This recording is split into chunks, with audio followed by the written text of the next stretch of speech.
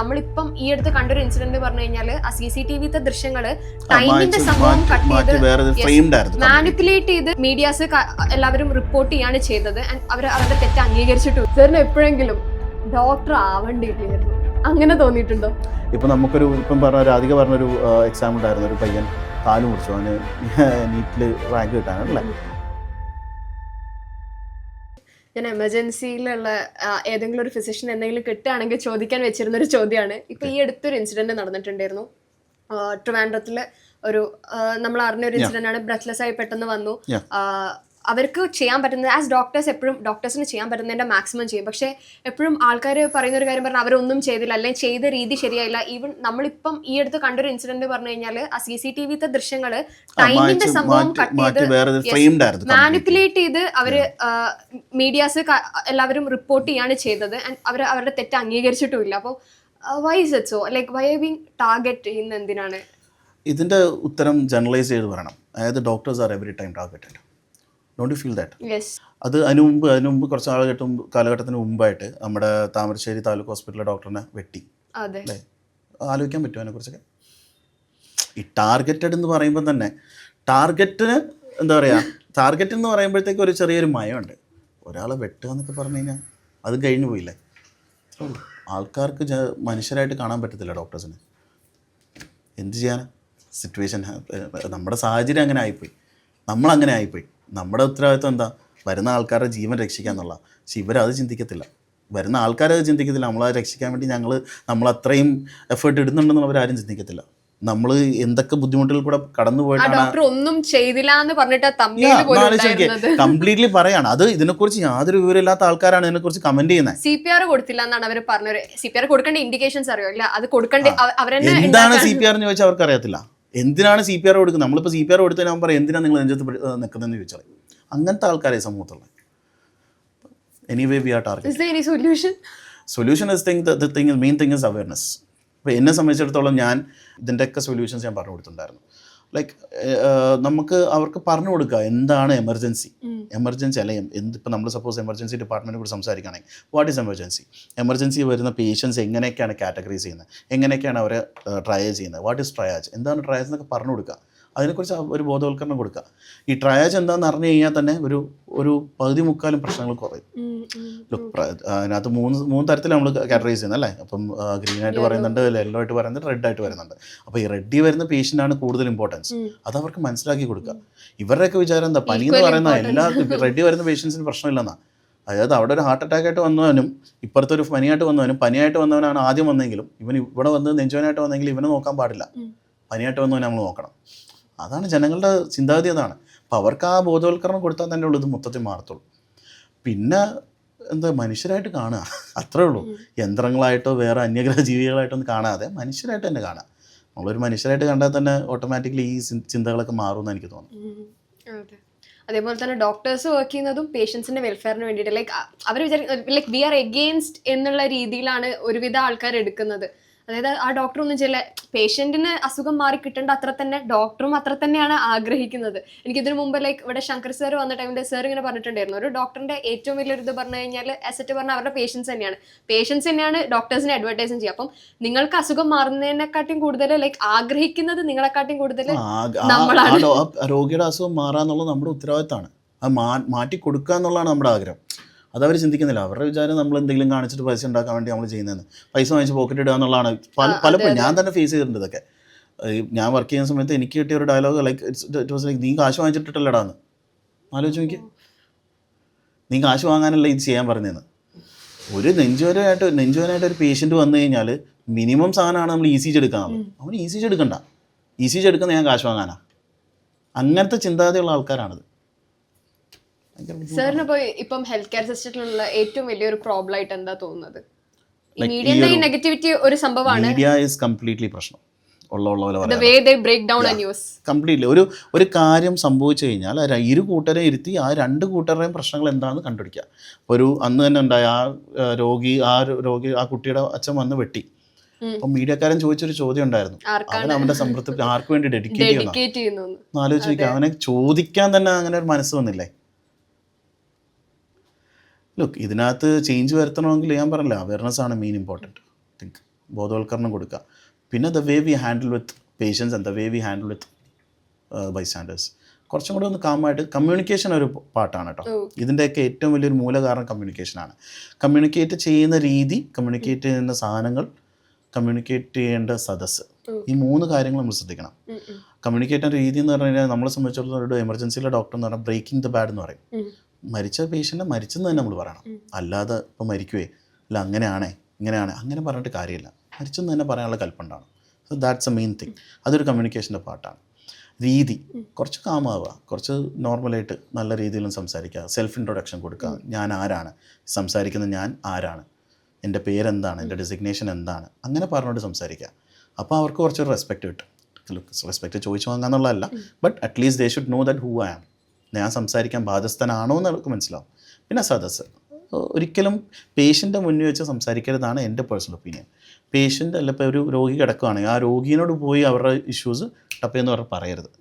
It create so much of issues അല്ലേ. അവർക്കുണ്ടാകുന്ന ബുദ്ധിമുട്ട്, അവരുടെ അസുഖങ്ങൾക്ക് ട്രിഗർ ചെയ്യാൻ ചാൻസസ് ഉണ്ട്. അപ്പോൾ എന്ത് ചെയ്യാം, ബൈസ്റ്റാൻഡേഴ്സ് മാറ്റി ഒരു കൗൺസിലിംഗ് റൂമിലോ അല്ലെങ്കിൽ ഒരു സെപ്പറേറ്റ് ഒരു സ്ഥലത്ത് ഇതിനായിട്ട് തന്നെ ഒരു റൂം സെറ്റപ്പ് ചെയ്യണമെന്നാണ് എൻ്റെ ആഗ്രഹം. ഞാൻ ഇപ്പം പല ഹോസ്പിറ്റലുകളിലും കൗൺസിലിംഗ് റൂം ഉണ്ട്, but we should use that. എല്ലാ ഡോക്ടേഴ്സും, എല്ലാ കൺസൾട്ടൻസും, ഇപ്പോൾ എമർജൻസിയിൽ വരുന്ന എല്ലാ കൺസൾട്ടൻറ്റ്, മെഡിസിൻ ഫിസിഷ്യൻ ആയിക്കോട്ടെ, സർജൻ ആയിക്കോട്ടെ, കാർഡിയോളജിസ്റ്റ് ആയിക്കോട്ടെ, ഇവരെല്ലാവരും ഈ മുറികൾ യൂസ് ചെയ്ത് വേണം കൗൺസിലിംഗ് നടത്താൻ. അല്ലാതെ പേഷ്യൻറ്റിന് മുമ്പ് വെച്ച് ബെഡ് സൈഡിലോ അല്ലെങ്കിൽ വരാതെ നിന്നുകൊണ്ടല്ല ചെയ്യേണ്ടത്. ഇത് ഇങ്ങനെയൊക്കെ ചെയ്താൽ തന്നെ ഒരുവിധം നമ്മുടെ ആ ഒരു സൊസൈറ്റിക്ക് നമ്മളോടുള്ള ഒരു ആ കൂട്ടം ഡോക്ടേഴ്സിനോടുള്ള ഒരു ബഹുമാനം തന്നെ മാറും, ആറ്റിറ്റ്യൂഡ് തന്നെ മാറും. ഇതൊക്കെയാണ് ചേഞ്ചസ് വരുത്തണമെങ്കിൽ ഇതൊക്കെ ചേഞ്ച് വരും. ഞാൻ മാത്രം വിചാരിച്ച് നടക്കില്ല കേട്ടോ, അത് വേറെ. ഓക്കെ സർ, ഇപ്പം എമർജൻസി മെഡിസിൻ ബ്രാഞ്ചായി എടുക്കാൻ വിചാരിക്കുന്ന ഒരാൾക്ക് എത്രത്തോളമാണ് ഏർണിംഗ് പൊട്ടൻഷ്യൽ വരും? ഇപ്പോൾ കേരളത്തിൽ വർക്ക് ചെയ്യുകയാണെങ്കിലൊക്കെ സ്റ്റാർട്ടിങ് ഒരു മിനിമം എത്ര ഉണ്ടാവും, മാക്സിമം പൊട്ടൻഷ്യൽ? ആക്ച്വലി ഒരു കാലഘട്ടത്തിൽ എമർജൻസി ഒരു PG ആയിട്ട് തന്നെ കൺസിഡർഡ് ആയിരുന്നു. എനിക്ക് തോന്നുന്നു 2012 കഴിഞ്ഞപ്പോഴാണ് എമർജൻസി മെഡിസിൻ എന്നുള്ളൊരു PG കോഴ്സ് തന്നെ വരുന്നത്. പക്ഷേ അതിന് മുമ്പ് നമുക്ക് മാസ്റ്റേഴ്സ് ഇൻ എമർജൻസി മെഡിസിൻ ഉണ്ടായിരുന്നു. അപ്പോൾ അന്ന് എനിക്കിപ്പോഴും ഓർമ്മയുണ്ട്, ഞങ്ങളുടെ ഒരു സീനിയർ ഡോക്ടർ പറയലുണ്ടായിരുന്നു, ഫസ്റ്റ് ഇവർ PG എടുത്ത് പുറത്തിറങ്ങിയപ്പോൾ ഇവർ വർക്ക് ചെയ്തത് ജസ്റ്റ് ഫോർ 70,000 ആയിരുന്നു. 70 or 50,000 സംതിങ്. പക്ഷേ ഇവർ അതിനു വേണ്ടി പോരാടി സ്ട്രൈക്ക് നടത്തി അവർ എന്ത് ചെയ്തു, അതിനെ നേരെ ഡബിളാക്കി 1.25 ആക്കി മിനിമം സാലറി ഇനീഷ്യൽ ഫേസിൽ കേട്ടോ. സോ ഏർണിംഗ് പൊട്ടൻഷ്യൽ എന്ന് ചോദിക്കുമ്പോഴത്തേക്ക് നമുക്കൊരു എന്താ പറയുക, ഇപ്പം മാസ്റ്റേഴ്സിന് MEM ഉണ്ട്, DNB ഉണ്ട്, MD ഉണ്ട്. So they have simple differences. So ഒരു ഹോസ്പിറ്റലിൽ ഒരു ഡോക്ടറിനെ ഹയർ ചെയ്യുമ്പോൾ അവരെന്തായാലും അവരുടെ ഡിഗ്രി നോക്കും അല്ലേ. സോ ഒരു MD എടുത്ത ആൾക്ക് എന്തായാലും ഒരു പടി മുകളിൽ ചാൻസ് ഉണ്ട്. DNB എടുത്ത ആൾക്കും ചിലപ്പോൾ ഈക്വലി കിട്ടും. ഇവരെല്ലാം താഴത്തായിരിക്കും MEM എന്നുള്ള ആൾക്കാർ. But in case of emergency medicine ആൾക്കാർക്ക് ഫിസിഷ്യൻസിനെ കിട്ടിയാൽ മതി, എമർജൻസി ഫിസിഷ്യൻസിനെ കിട്ടിയാൽ മതി. സോ ഇതിനകത്ത് ഏർണിംഗ് പൊട്ടൻഷ്യൽ എന്ന് പറയുമ്പോഴത്തേക്ക് അറൗണ്ട് ഒരു 1.5 മിനിമം ബേസ് ലൈൻ സാലറി എല്ലാവർക്കും കിട്ടുന്നുണ്ട്. പിന്നെ കുറച്ചും കൂടെ നോക്കിക്കഴിഞ്ഞാൽ 1.75 വരെ നമുക്ക് കിട്ടുന്നുണ്ട്. These are the base line. So it doesn't mean that you will get it. It depends on the hospital. അപ്പോൾ ചില ഹോസ്പിറ്റലിൽ പറയുമ്പോൾ നിങ്ങൾ ഇത്രയും വർക്ക് ചെയ്യുന്നുള്ളൂ, നിങ്ങൾ ഇത്രയും ചെയ്യുന്നുള്ളൂ, ഇതൊന്നും നിങ്ങൾ എല്ലാ ദിവസവും വരുന്നില്ല, ഇത്ര മണിക്കൂറിൽ വർക്ക് ചെയ്യുന്നുള്ളൂ. കോർപ്പറേറ്റ് ഹോസ്പിറ്റലിൻ്റെ കാര്യമാണ് പറയുന്നത്. അങ്ങനെ പറഞ്ഞിട്ട് അവർ പറയും ഇതിൻ്റെ ആവശ്യമില്ല എന്ന് പറയും. Look it happens. നമ്മളിപ്പോൾ 24 hours കണ്ടിന്യൂസ് വർക്ക് ചെയ്താലും 12 hours സ്പ്ലിറ്റ് ചെയ്ത് വർക്ക് ചെയ്താലും വർക്കിംഗ് ഈസ് വർക്കിംഗ്, റൈറ്റ്? നമ്മുടെ ടൈം നമ്മുടെ എന്തിനാണ് value? Being a doctor, what is valuable for us? അവർ ടൈം അല്ല, ആ ടൈമിനാണ് നമുക്ക് പേയ്മെൻറ്റ് കിട്ടുക. സോ ഇറ്റ്സ് എന്താ പറയുക, ഏർണിംഗ് പൊട്ടൻഷ്യൽ ഉണ്ടോ എന്ന് ചോദിച്ചാൽ ഉണ്ട്, നല്ല രീതിയിൽ. വിത്ത് എക്സ്പീരിയൻസ് ഇറ്റ് കംസ് മോർ. ഇപ്പോൾ ഒരു സീനിയർ ഡോക്ടറാണ്, വിത്ത് 2 or 3 years എക്സ്പീരിയൻസ് ആകുമ്പോഴത്തേക്ക് ഒരു സീനിയർ സ്പെഷ്യലിസ്റ്റായി മാറി ആൾക്ക് വീണ്ടും ഹൈക്ക് കിട്ടും. ഇനി അത് മാത്രമല്ല, ഇനിയിപ്പോൾ 2 or 3 years കഴിയുമ്പോഴത്തേക്ക് നേരെ പുറത്തോട്ട് പോകാൻ ഒരുപാട് ചാൻസസ് ഉണ്ട് with an emergency PG. So there are so much things in that. Sir, ഇപ്പോൾ നമ്മുടെ കോൺവെർസേഷൻ്റെ ഇടയിൽ പറയുകയുണ്ടായി നീറ്റ് 3 പ്രാവശ്യം എഴുതി നോക്കിയിട്ടുണ്ടായിരുന്നു എന്നുള്ളത്. അപ്പം അത്യാവശ്യം അപ്പം അതാണ് എനിക്ക് അതിലേക്കാണ് വരാനുള്ളത്. അത്യാവശ്യം കോൺട്രവേഴ്ഷ്യൽ ആയുള്ള ഒരു ക്വസ്റ്റ്യൻ ആണ്. MBBS ഓവർ ഹൈപ്ഡ് ആണോ? ഈ അടുത്തൊരു കുട്ടി കാല് മുറിക്കുക വരെ ഉണ്ടായിട്ടുണ്ടായിരുന്നു റിസർവേഷൻ കിട്ടാൻ വേണ്ടിയിട്ട്. അപ്പോൾ സാറിൻ്റെ ഒരു ഒപ്പീനിയൻ? ഇതിന് ഒപ്പീനിയൻ പറയാൻ ഞാൻ ആരുമല്ല കേട്ടോ, അത് വേറെ കാര്യം. ഇതെല്ലാവരും പറയാം, വലിയ ആൾക്കാരൊക്കെ പറയുന്നതാണിത്. പക്ഷേ എന്താ സംഭവം എന്ന് പറയുക, ഇതിനകത്ത് MBBS ഓവർ ഹൈപ്ഡ് ആണോ എന്ന് ചോദിച്ചു കഴിഞ്ഞാൽ ഞാൻ പറയാം ഓവർ ഹൈപ്ഡ് ആണ്. But it depends on the loop where they fallen. ചില ഇപ്പം ഒരു എക്സാമ്പിൾ പറഞ്ഞു കഴിഞ്ഞാൽ എന്നെ സംബന്ധിച്ചിടത്തോളം എനിക്ക് ചെറുപ്പം മുതലേ ഒരു ആഗ്രഹം ഉണ്ടായിരുന്നു, ഡോക്ടർ ആവണമെന്നൊരു ആഗ്രഹം ഉണ്ടായിരുന്നു. So I had no other choice, no other options in between. But അതെൻ്റെ ഒരു ഡ്രീമായിട്ട് നമുക്ക് വേണമെങ്കിൽ കൺസിഡർ ചെയ്യാം. എക്സാമ്പിളാണ്. പക്ഷെ അപ്പുറത്ത് വേറെ ആളുടെ എടുത്തു കഴിഞ്ഞാൽ അവൻ്റെ ഡ്രീം ചിലപ്പോൾ വേറെ എന്തെങ്കിലും ആയിരിക്കും. ഓക്കെ, അവൻ്റെ ഈ ഡ്രീം ചിലപ്പം ഒരു ഫോട്ടോഗ്രാഫർ ആവാം, അല്ലെങ്കിൽ ചിലപ്പോൾ ഒരു സിനിമ ഡയറക്റ്റ് ചെയ്യുക, അല്ലെങ്കിൽ ഒരു പൈലറ്റ് ആവുക, ഇതൊക്കെ ആയിരിക്കും അവൻ്റെ ഡ്രീം. ബട്ട് അവിടെ ആ പയ്യൻ വീഴുന്ന എവിടെയാണെന്നറിയോ? ആ ഫാമിലി ബാക്ക്ഗ്രൗണ്ടിലാണ്. ഞാൻ നേരത്തെയും പറഞ്ഞു, family background is a big loop. അച്ഛനും അമ്മയ്ക്കും ഈ പറയുന്ന പോലെ അവനെ ഡോക്ടറാക്കണം. എന്തുകൊണ്ട്? ചേട്ടൻ്റെ മോൻ ഡോക്ടറാണ്, അമ്മയുടെ മക്കൾ ഡോക്ടറാണ്. ഇതൊക്കെ ഒരു പോയിന്റ് ഓഫ് വ്യൂ ആണ്. സോ അങ്ങനെ ഒരു പോയിന്റിൽ വരുമ്പം ആ കൊച്ചാ ലൂപ്പിൽ വീണു പോവുകയാണ്. പിന്നെ ഓവർ ഹൈപ്ഡ് ആണെന്ന് ചോദിച്ചാൽ യെസ് ഓഫ് കോഴ്സ് അല്ലേ? അങ്ങനെ ഒരു ചോദ്യം വരണമെങ്കിൽ അതായത് അവർ അത്രയും ആഗ്രഹിച്ച് നിൽക്കുന്നത്. അപ്പോൾ എല്ലാ പ്രൊഫഷനും ഇസ് ഓവർ ഹൈപ്ഡ് അങ്ങനെയാണെങ്കിൽ. ഇപ്പോൾ ഒരാൾക്ക് ആ പ്രൊഫഷനോട് ഇഷ്ടം തോന്നി അവരെടുക്കുന്നത് ഇറ്റ്സ് ഹിസ് ഡ്രീം. ഇഷ്ടം തോന്നാതെ ചുമ്മാ അതിൻ്റെ പുറകെ പോകുന്നത് വെരി യൂസ്ലെസ് ആണെന്നായിട്ട് എനിക്ക് പറയത്തുള്ളൂ. ഇപ്പം ഇപ്പം രാധിക പറഞ്ഞൊരു എക്സാമ്പിൾ ഉണ്ടായിരുന്നു. ഒരു പയ്യൻ കാല് മുറിച്ചു, അവന് നീറ്റിൽ റാങ്ക് കിട്ടാനല്ലേ. So I think he has so much of passion for that becoming a doctor, right? അതുകൊണ്ടാവാം. അല്ലേ പിന്നെ ആരെങ്കിലും ചെയ്യുന്ന കാര്യമാണോ? ഈ ന്യൂസ് ഞാനും എൻ്റെ ഫ്രണ്ടും കൂടെ ഇരുന്ന് ഇങ്ങനെ ഡിസ്കസ് ചെയ്തു. ഞാൻ ഇങ്ങനെ ആലോചിച്ചു, എന്താണ് അവൻ ചെയ്തത്? അവനെന്താ വട്ടാണോ? ഞങ്ങളിങ്ങനെ ആലോചിച്ചു, നമ്മളൊക്കെ കഷ്ടപ്പെട്ട് നിങ്ങൾ കാണിച്ച് ഇറങ്ങി പോകാൻ നോക്കുമ്പോൾ അവൻ ആ കാല് മുറിച്ച് അത് നേടിയെടുക്കുക. പിന്നെ ഞങ്ങൾ വിചാരിച്ചു അപ്പോൾ അവൻ അത്ര ആഗ്രഹിച്ചിട്ടുണ്ടാവും, അവൻ ആ ഡോക്ടർ ആവണം. ആ പാഷനാണ്, ലിറ്ററലി ആ പാഷനും ഡ്രീമുമാണ് അതിനകത്ത് ബേസ് ചെയ്തിരിക്കുന്നത്. ഓവർ ഹൈപ്ഡ് ആണോ അല്ലയോ എന്ന് ചോദിക്കുന്നതിൻ്റെ കാര്യത്തിൽ. ഓക്കെ, ഇതിനോട് അസോസിയേറ്റ് ചെയ്ത് തന്നെ ചോദിക്കാനുള്ള ഒരു കാര്യം പറഞ്ഞു കഴിഞ്ഞാൽ, ഇപ്പം ഇവിടുത്തെ സീറ്റ്സ് ലിമിറ്റഡ് ആണ്. അപ്പം ഇതിൽ അത്രയും ആഗ്രഹമുള്ള അഫോർഡ് ചെയ്യാൻ പറ്റുന്ന കുട്ടികൾ കുറേ പേരൊക്കെ എബ്രോഡ് പോകും, കുറേ പേര് ഇവിടെ തന്നെ പ്രൈവറ്റ് പഠിക്കും. പക്ഷേ ഈ എബ്രോഡ് പോയി പഠിച്ചു വരുന്ന കുറച്ച് പേരെങ്കിലും എന്നോട് പറഞ്ഞിട്ടുള്ള ഒരു കാര്യം, ഇപ്പോൾ എൻ്റെ ഫാമിലിയിലായാലും എബ്രോഡ്, എൻ്റെ അനിയത്തിയും എബ്രോഡാണ് പഠിക്കുന്നത്. ഒരു ഡിസ്ക്രിമിനേഷൻ ചിലവരെങ്കിലും ഫേസ് ചെയ്തിട്ടുണ്ടാവണം. ഡോക്ടേഴ്സിൻ്റെ അടുത്തുനിന്നായിരിക്കില്ല, കൊലീഗ്സിൻ്റെ അടുത്തുനിന്നായിരിക്കില്ല, പക്ഷേ ജനങ്ങളുടെ അടുത്തുനിന്ന് നിങ്ങൾ പുറത്തു പോയി പഠിച്ചു വന്നില്ലേ എന്നുള്ള ചോദ്യം അവർ വൺസ് ഇൻ എ ലൈഫ് എങ്കിലും കേട്ടിട്ടുണ്ടാവണം. Very simple. ഇതിനകത്ത് ഡോക്ടേഴ്സിൻ്റെ അടുത്തായിരിക്കത്തില്ല എന്ന് പറഞ്ഞില്ലേ? ഞാൻ ഒരിക്കലും സമ്മതിക്കത്തില്ല. Doctors are the major part who discriminate dum. I have, എനിക്ക് എൻ്റെ സ്വന്തം എക്സ്പീരിയൻസിൽ ഞാൻ പറയുന്ന. അതിപ്പം ഈ പറയണ പുറത്തുനിന്ന് പഠിച്ചവനാണെന്നില്ല, ഇന്ന കോളേജിൽ നിന്ന് പഠിച്ചവനാണെന്ന് പറയുമ്പോൾ തന്നെ ഒരു ഡിസ്ക്രിമിനേഷനാണ്. മനസ്സിലായില്ലേ? Very simple example. ഇപ്പോൾ നമ്മളിപ്പോൾ ഒരു പ്രൈവറ്റ് സെക്ടറിൽ നിന്ന് പഠിച്ച ഒരാളും ഗവൺമെൻറ് സെക്ടറിൽ നിന്ന് പഠിച്ച ഒരാളും വന്നു കഴിഞ്ഞാൽ അവൻ്റെ ഉണ്ടാകുന്ന വിവരം തന്നെയാണോ? അല്ലേ? അവൻ പഠിച്ചുണ്ടാക്കിയ വിവരം അത് വേറെയാണ്. അവൻ്റെ സ്വന്തം അധ്വാനമാണ്, അല്ലേ? ഇത് വേറെ ആരും പഠിപ്പിച്ചു കൊടുക്കുന്നില്ല. അപ്പോൾ രാധിക നല്ലോണം റിലേറ്റ് ചെയ്യാൻ പറ്റും. അപ്പം ഇവരെ പോലും ഡിസ്ക്രിമിനേറ്റ് ചെയ്യുന്നില്ലേ? അവൻ ഗവൺമെൻറ് മെഡിക്കൽ കോളേജിൽ പഠിച്ചു, അവൻ അടിപൊളിയാണ്. ഇവൻ പ്രൈവറ്റിൽ പഠിച്ചു, ഇവൻ എന്തിനുള്ള, അവനൊന്നും അറിയത്തില്ല, വിവരമില്ല. അവർക്ക് അത് ചിന്തിക്കാൻ പറ്റുന്നില്ല. അവർ ഡോക്ടറെ എല്ലാം towards end of the day both of them are doctors, അല്ലേ? ഇവർ രണ്ടുപേരും പേഷ്യൻസിനെ നോക്കുന്ന ആൾക്കാരാണ്, രണ്ടുപേരും സോഷ്യൽ സർവീസിൽ ഉൾപ്പെടുന്ന ആൾക്കാരാണ്, അല്ലേ? രണ്ടുപേരും ജനങ്ങൾക്ക് ആവശ്യമുള്ള ആൾക്കാരാണ്. ഇനി ടുവേർഡ്സ് നെക്സ്റ്റ് സൈഡ്, ഈ FMGs, ഫോറിൻ മെഡിക്കൽ ഗ്രാജുവേറ്റ്സ്, ഞാൻ കണ്ടുവന്നൊരു ട്രെൻഡ് ഞാൻ പറഞ്ഞുതരാം. അതായത് FMG ആണെങ്കിൽ ജനങ്ങളുടെ വിചാരം എന്താണെന്ന് വെച്ചാൽ അവന് ഒരൊട്ടും വിവരമില്ല, അവന് വേണ്ട, റഷ്യക്കാരനാണ്, റഷ്യയിൽ പഠിച്ചവനാണ്, അവൻ എൻ്റെ അടുത്ത് പോകണ്ട. ലൈക്ക് ഞാൻ എൻ്റെ ഫാമിലിയിൽ തന്നെ ഞാൻ അത് ഫേസ് ചെയ്തിട്ടുണ്ട്. ചിലർ പറയലുണ്ട്, അതായത് ലൈക്ക് ഒരു ഡോക്ടറിനെ കാണാൻ പോകുമ്പോൾ പറയും അവൻ റഷ്യയിൽ നിന്ന് പഠിച്ചത്, അവൻ വേണ്ട, അവൻ കൊള്ളത്തില്ല. ആ ഒരു ഡിസ്ക്രിമിനേഷൻ എന്ന് ആലോചിച്ചു ആൾക്കാർക്ക് എങ്ങനെ പറയാൻ പറ്റുന്നു? ഇവൻ പഠിച്ചത് 5.5 കൊല്ലം, ഇവിടെ നാട്ടിൽ പഠിച്ചവൻ 5.5 കൊല്ലം. എന്നാൽ കഷ്ടപ്പെട്ട് പഠിച്ചവൻ ആരാ? അവനല്ലേ?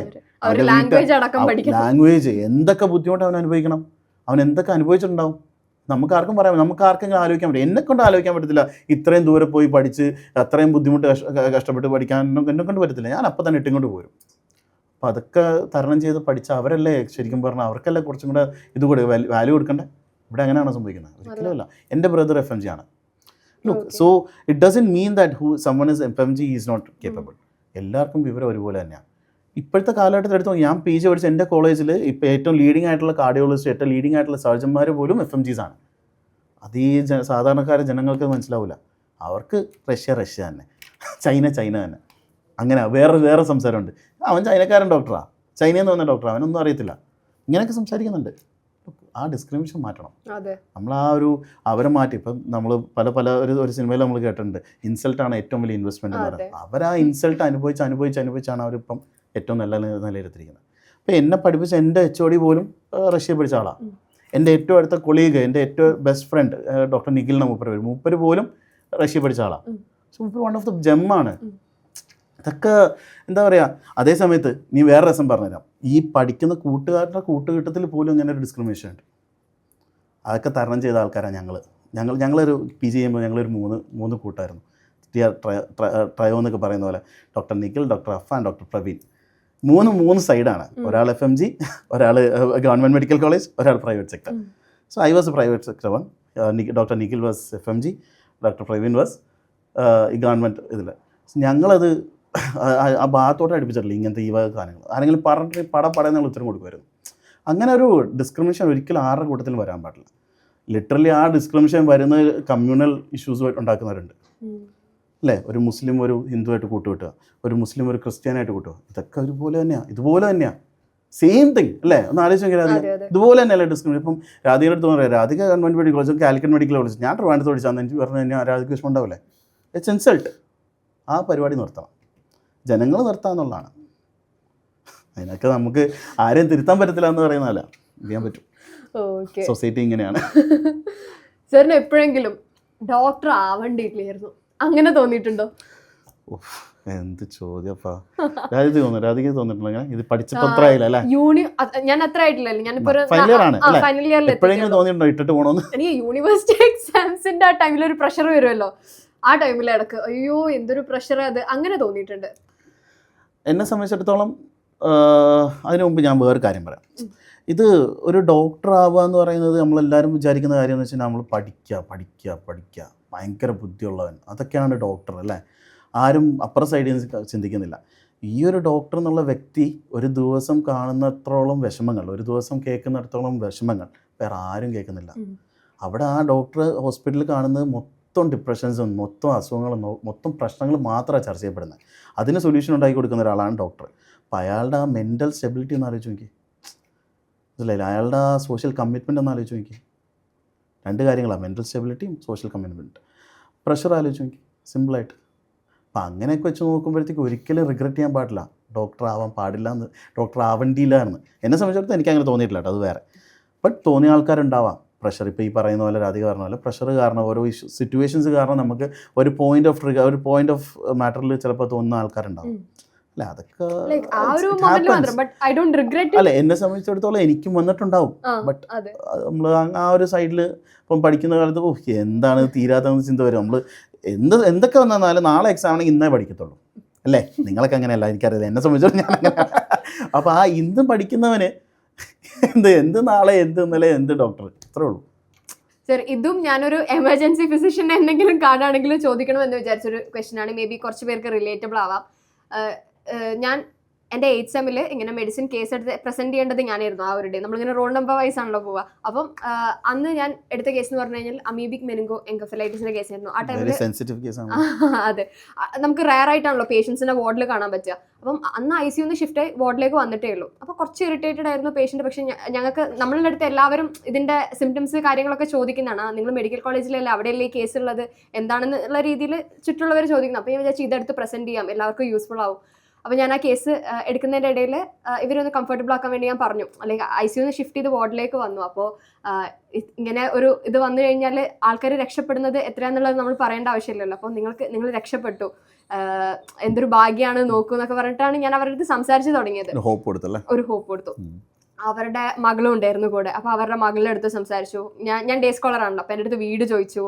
അങ്ങനെ നമ്മൾ അത്യാവശ്യം നല്ല സംസാരിച്ചു. അതിനുശേഷം പിന്നെ നമ്മുടെ മെഡിസിൻ പോസ്റ്റിംഗ് കഴിയാനായിട്ടുണ്ടായിരുന്നു. കുറച്ച് ദിവസം കൂടി കഴിഞ്ഞ് എൻ പോസ്റ്റിംഗ് കഴിഞ്ഞ് പിന്നെ അടുത്ത പോസ്റ്റിംഗ് സ്റ്റാർട്ട് ചെയ്തു. എനിക്ക് തോന്നുന്നു സർജറി പോസ്റ്റിംഗ് ആയിരുന്നു. അപ്പം സർജറി പോസ്റ്റിംഗ് ഉണ്ടായ ടൈമിൽ നമ്മുടെ മെഡിസിൻ പോസ്റ്റിംഗിൽ പെട്ടെന്നുണ്ട് ഒരു ന്യൂസ് ക്ലിപ്പിംഗ് വന്നു. സംഭവം എന്താ വെച്ചാൽ ഞാൻ എടുത്ത പേഷ്യൻറ്റ് മരണപ്പെട്ടു എന്ന് പറഞ്ഞിട്ടുള്ള ഒരു ന്യൂസ് ക്ലിപ്പിംഗ് ആയിരുന്നു.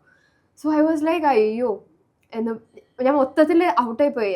എനിക്ക് പറഞ്ഞാൽ അവർ ഓക്കെ മരണപ്പെട്ടു, അത് ഞാൻ ആക്സെപ്റ്റ് ചെയ്തു, പക്ഷേ ഞാൻ ഹോപ്പ് കൊടുത്തല്ലോ അവർക്ക് എന്നുള്ള ഒരു, അയ്യോ എനിക്കത് ഭയങ്കര സങ്കടമായി പോയി. ഞാൻ എന്തിനേലും അവരുടെ അടുത്ത് സംസാരിച്ച്, അവരുടെ മകളുടെ അടുത്ത് ഹോപ്പൊക്കെ കൊടുത്ത് സംസാരിച്ച് എന്ന് ആലോചിച്ചിട്ട് എനിക്കന്ന് ഇതേപോലെ ഷൂട്ടുള്ളൊരു ഡേ ആയിരുന്നു. ഞാൻ ഹോസ്റ്റലിൽ പോയി, ഞാൻ കരഞ്ഞിട്ട് അന്ന് ഷൂട്ടിന് ഞാൻ ലേറ്റ് ആയിട്ടാണ് വന്നത്. ഇതേപോലെ തന്നെ again I think during my third ഇയറിൻ്റെ ടൈമിൽ ഇതേപോലെ ഞാനൊരു പേഷ്യൻറ്റിനെ ഹിസ്റ്ററി കാര്യങ്ങളൊക്കെ ചോദിച്ചു വെച്ചിട്ടുണ്ടായിരുന്നു. ഒരു കേസ് എടുത്തു, രണ്ടാമത്തെ കേസ് ജസ്റ്റ് ഹിസ്റ്ററി ചോദിച്ചു.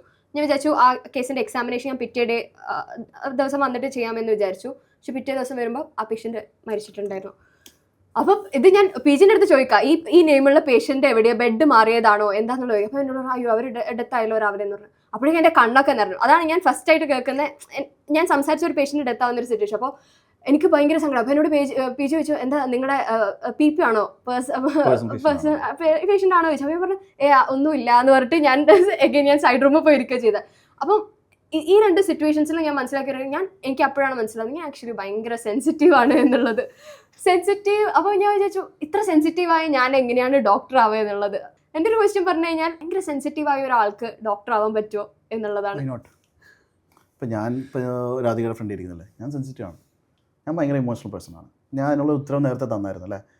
Look, I feel to cry, I feel to love, I feel angry, എല്ലാം ഉണ്ട്. അതൊക്കെ നമ്മുടെ ഇമോഷൻസിൻ്റെ ഭാഗമാണ്. Being a sensitive person doesn't mean that he is not capable of being a doctor. ഒരു ഡോക്ടർ സെൻസിറ്റീവ് ആവണം അല്ലേ, ലൈഫ് മനസ്സിലാവണ്ടേ. ആ ഡോക്ടർ സെൻസിറ്റീവ് ആയാലുള്ളൂ ആ അപ്പുറത്ത് നിൽക്കുന്ന ഒരു രോഗിയുടെ എല്ലാ വിഷമങ്ങളും അവന് മനസ്സിലാകത്തുള്ളൂ. അത് മനസ്സിലാക്കി ചികിത്സിച്ചാലേ ഉള്ളൂ ആ ചികിത്സിച്ചതിന് എനിക്കൊരു സംതൃപ്തി കിട്ടത്തുള്ളൂ, അല്ലെങ്കിൽ ആ രോഗിക്ക് അതിനുള്ള എഫക്റ്റ് കിട്ടത്തുള്ളൂ അല്ലേ. I feel like that. So sensitive ആയതുകൊണ്ട് ഒരിക്കലും ഡോക്ടർ ആവണ്ടെന്ന് ചിന്തിക്കണ്ട. സോ ബി ബോൾഡ് അല്ലേ, ബി കൂൾ. സെൻസിറ്റീവ് ആയിക്കോട്ടെ, കരയേണ്ട സമയത്ത് കരയുക, ചിരിക്കേണ്ട സമയത്ത് ചിരിക്കുക. ഇനി ചാടിക്കളിക്കണോ, ദേഷ്യപ്പെടണോ, സാഹചര്യം നോക്കി ദേഷ്യപ്പെട്ടു. ഞാൻ എൻ്റെ സ്റ്റുഡൻസിനോടൊക്കെ പറയുന്ന കാര്യമാണ്, നമുക്ക് പറയാനുള്ള കാര്യം നമ്മൾ പറയണം. ആരായാലും നമുക്ക് എക്സ്പ്രസ് ചെയ്യേണ്ട ഇമോഷൻ നമ്മൾ എക്സ്പ്രസ് ചെയ്യണം. എന്തിനാ വെറുതെ ഉള്ളിൽ അടക്കി പിടിച്ചിട്ടിരിക്കുന്നത്? എന്തെങ്കിലും ഗുണമുണ്ടാവും അടക്കി പിടിച്ചോണ്ട്? ഒരു ഗുണം ഉണ്ടാകാൻ പോകുന്നില്ല. അത് മാറ്റം വരുത്തും. അത് ഇങ്ങനെ ഇപ്പം സപ്പോസ് കരയാൻ തോന്നി, ഒരു വിഷമം വന്നു, വിഷമിക്കാതിരുന്ന് കഴിഞ്ഞാൽ ആ സാഹചര്യം മാറുമോ, ആ സിറ്റുവേഷൻ മാറുമോ? അപ്പം അന്ന് രാധിക പറഞ്ഞില്ലേ, ആ സിറ്റുവേഷനിൽ ഞാൻ അവരോട് പറഞ്ഞ ഇൻസിഡൻറ്റ് എനിക്ക് ഭയങ്കര ഇമോഷണലായിട്ട് തോന്നി. ഞാൻ സെൻസിറ്റീവായി, ഞാൻ കരഞ്ഞു. അപ്പം ഞാൻ ആലോചിച്ചു, ഞാൻ സെൻസിറ്റീവായ ഒരാൾ ഞാൻ ഡോക്ടറിൻ്റെ ആപ്റ്റായിട്ടുള്ള ആളാണോ എന്ന് ചിന്തിച്ചു അല്ലേ. കരയാതിരുന്നാൽ നിങ്ങൾക്ക് പറ്റുമോ? ആ കരഞ്ഞുകൊണ്ടല്ല ആ ചിന്ത തന്നെ വന്ന്. Very simple. So sensitivity has no role in being a doctor. Okay, ഇപ്പോഴേ കണ്ണൊക്കെ അറിഞ്ഞു. Fine. Last question. Okay. What is your message? Happy of course. What is your message to medical students? ഈ ഹെൽത്ത് കെയറിൽ കയറുന്ന medical students ഏതൊരാളുടെ അടുത്തും എന്താ പറയാനുള്ള, health കെയറിലേക്ക് പ്രവേശിക്കുന്നത്? സോ അഗെയിൻ, ഞാനിതിനാളേ അല്ല, ഉള്ള പോലെ പറയാമല്ലോ, ഞാൻ ഇതിനാളേ അല്ല. So you mean a take home point, right? ഒറ്റ കാര്യം, very simple, very humble, very crisp. Be happy, live for your happiness.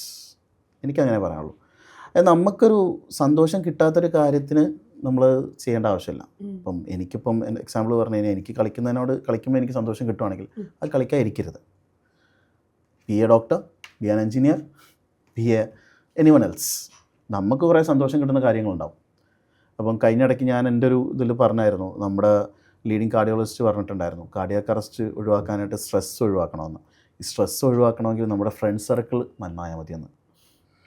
So ഞാൻ പറഞ്ഞില്ലേ, ആ ഫ്രണ്ട് സർക്കിൾ എന്ന് പറയുന്ന സംഭവം, അല്ലെങ്കിൽ ഫ്രണ്ട് സർക്കിൾ ഒരു എക്സാമ്പിളാണ്. ഫ്രണ്ട് സർക്കിൾ എന്ന് പറയുന്ന സംഭവം എന്ന് വെച്ച് കഴിഞ്ഞാൽ സ്ട്രെസ് ഫ്രീ ആണ്. നമ്മളെപ്പോഴും ഹാപ്പി ആയിട്ടിരിക്കുന്ന ഒരു സ്ഥലമാണ് ഫ്രണ്ട് സർക്കിൾ അല്ലേ. ഒരു 10 അല്ലെങ്കിൽ 100 നല്ല കൂട്ടുകാരെ കിട്ടുന്നതിനേക്കാൾ നല്ലത് 1 or 2 നല്ല കൂട്ടുകാരെ കിട്ടുക എന്നുള്ളത്. I earn it. ഞാൻ ഏറ്റവും കൂടുതൽ സന്തോഷം പങ്കുവെക്കുന്നത്, ഏറ്റവും കൂടുതൽ ഹാപ്പി ആയിരിക്കുന്നത് എൻ്റെ ബെസ്റ്റ് ഫ്രണ്ട്സിൻ്റെ കൂടെ. അവരെ വിളിക്കുക, അപ്പോൾ എനിക്കൊരു ഏറ്റവും എൻ്റെ ബെസ്റ്റ് ഫ്രണ്ട് ഉണ്ട്, ഡോക്ടർ പ്രവീൺ. ഞാൻ നേരത്തെ പറഞ്ഞത്, അവൻ എന്നെ ഒരു ദിവസം പോലും വിളിക്കാതിരിക്കത്തില്ല, എല്ലാ ദിവസവും വിളിക്കും. ഫ്രണ്ട് എന്നല്ല, അവനെന്നെക്കാട്ടി എത്രയോ ഇളയതാണ്. എല്ലാ ദിവസവും എന്നെ വിളിക്കും. അപ്പോൾ ഇനീഷ്യൽ ഫേസിൽ ഞാൻ ആലോചിക്കും, ഇവൻ എത്ര എന്നോട് അടുത്ത്, എന്തിനാണ് ഇവൻ എത്ര ആണ് ഞാൻ ആലോചിച്ചിട്ടുണ്ടത്. പിന്നെയാണ് എനിക്ക് മനസ്സിലായി എനിക്ക് അവനോടുള്ള ഇമോഷണൽ ബോണ്ട് എന്താണെന്നുള്ളത്. So I am very happy with him. When he calls I am very much free. ഇതെല്ലാവരും കാണുന്നുണ്ടാവും, പക്ഷേ I feel free to say this. അപ്പോൾ അതാണ് എനിക്ക് തരാനുള്ളൊരു ഇതെന്ന് പറയുന്നത്, നമുക്ക് സന്തോഷം കിട്ടുന്ന എന്താണോ അത് ചെയ്യുക. അതിപ്പോൾ ഡോക്ടർ ആയിക്കോട്ടെ, എഞ്ചിനീയർ ആയിക്കോട്ടെ, ആരും ആയിക്കോട്ടെ. അപ്പോൾ മെഡിക്കൽ സ്റ്റുഡൻസ് പഠിക്കുന്ന ഇടയിൽ എന്നും പറഞ്ഞ് പഠിത്തം മാത്രം എന്ന് പറഞ്ഞിരിക്കേണ്ട ആവശ്യമില്ല. അപ്പോൾ നമ്മുടെ വേറൊരു ഫ്രണ്ട് പറഞ്ഞായിരുന്നു, ചായ കുടിക്കുമ്പോൾ ചിരിക്കണമെന്ന്. ചിരിക്കാത്ത ആൾക്കാരായ ഡോക്ടേഴ്സ് അല്ല, ചായ കുടിച്ചുകൊണ്ടിരിക്കുമ്പോൾ ചിരിക്കത്തില്ല. യെസ് ഓഫ് കോഴ്സ് അല്ലേ. ഇപ്പോൾ കാലിക്കറ്റ് മെഡിക്കൽ കോളേജിൻ്റെ ഭാഗത്തോട്ട് പോയി കഴിഞ്ഞാൽ അവൻ പറഞ്ഞ കാര്യം ഇതാ. അതായത് കാലിക്കറ്റ് മെഡിക്കൽ കോളേജിൻ്റെ ഭാഗത്തോട്ട് പോയി കഴിഞ്ഞാൽ അവൻ കാണുന്ന എല്ലാ ഡോക്ടർ പ്രൊഫഷണൽസുള്ള സ്റ്റുഡൻസും ചായ കുടിക്കാൻ വരുന്നുണ്ട്, പക്ഷെ ആരും ചിരിക്കുന്നില്ല. എന്നും ആലോചിച്ച് നോക്കി, ചിരിക്കാതെയൊക്കെ ചായ കുടിക്കാൻ പറ്റുമോ? രാധിക ചിരിക്കുമോ ചായ കുടിക്കുമ്പോൾ? അതാണ് ചിരിക്കുക, give a small smile to smile in your face, put it. അത്രത്തോളം സന്തോഷം വേറെ ഒന്നിനും കിട്ടാനില്ല. സോ പിന്നെ ജീവിക്കുക എന്നുള്ളതാണ്. നമ്മുടെ ഗംഗാധര സാർ പറഞ്ഞ പോലെ ജീവിക്കുന്നവനാണ് ഏറ്റവും കൂടുതൽ ലൈഫ് എൻജോയ് ചെയ്യുക. ഓക്കെ, പഠിത്തം മാത്രം വെച്ചുകൊണ്ടിരുന്നിട്ട് കാര്യമില്ല. So that's it. Okay, thank you so much sir. നമ്മളിത് കുറേ കാര്യം ഡിസ്കസ് ചെയ്ത്. നിങ്ങൾക്ക് ഇത് എത്രത്തോളം യൂസ്ഫുൾ ആയി അറിയില്ല, എനിക്ക് പേഴ്സണലി എനിക്ക് അത് തന്നെ പറയാനുള്ളത്. ഞാനിപ്പോൾ പറഞ്ഞൊക്കെ പലരും കേട്ടിട്ടുണ്ടാവും, പലർക്കും ഇഷ്ടപ്പെടാതെ ഉണ്ടാവും. So I don't care, but I think എനിക്ക് കുറേ പേഴ്സണൽ അഡ്വൈസസും കൂടി കിട്ടിയിട്ടുള്ള ഒരു പോഡ്കാസ്റ്റ് ആണ്. So like I M so happy and we would like to know your comments, so do comment down. And this is Radhika Diju signing off. Preview.